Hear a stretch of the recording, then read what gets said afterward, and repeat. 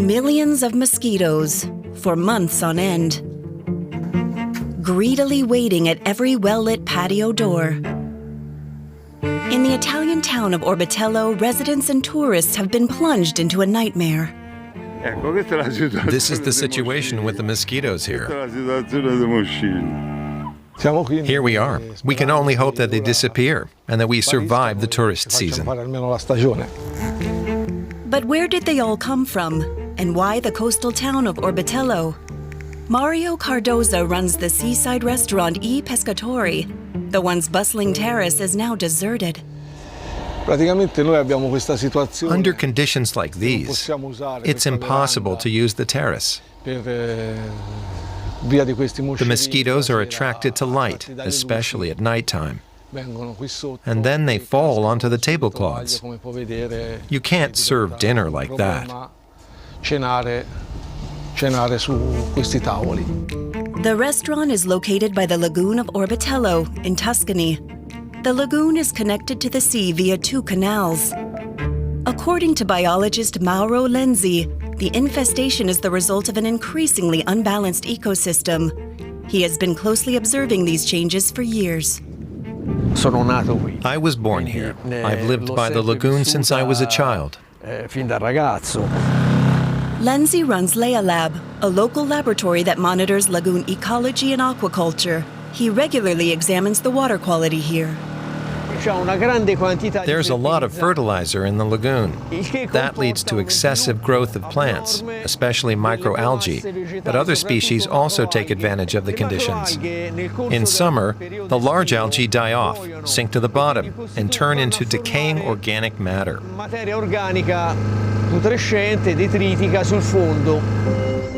The consequences for the ecosystem are dire.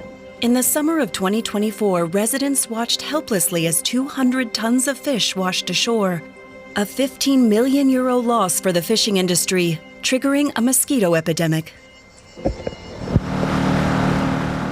Their natural predators are gone, killed by toxic gases in the water. The mosquito larvae, on the other hand, they survive. They are very resilient.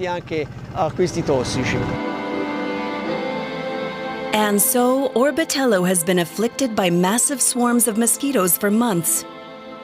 Residents are becoming increasingly distressed. If you don't have insect screens, you can't even open the windows for air. I have them, but the mosquitoes still find their way into the apartment. They find their way through the shutters, attracted by the light.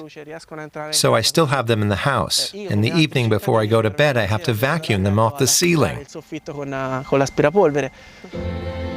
The local council's solution is spraying pesticides, but Alessio Sagoni questions this approach.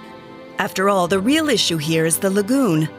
26,000 people have signed his petition to save its ecosystem. We're very worried. Every time pesticides are sprayed, the city council announces that we should cover our vegetables in the garden, the children's toys. We should close the windows and not leave the house for an hour afterward. We don't know how harmful this is to our health.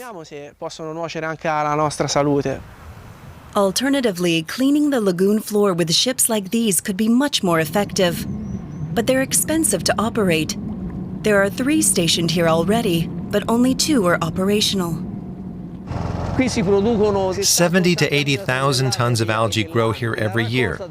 Really, we should be collecting at least 20%, but that hasn't happened yet. Only 1,500 tons were collected recently, virtually nothing. You either do it right and collect 20 or 25,000 tons at least, or it's just wasteful. Until the problem is solved, Mario will have to put up with more empty tables. Since February, we've had a good 50% fewer guests than in previous years.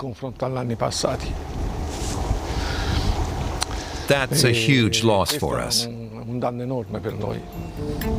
And so the people of Orbetello are in for a few more sleepless nights. A quiet question looms over the future of the lagoon with each passing sunset.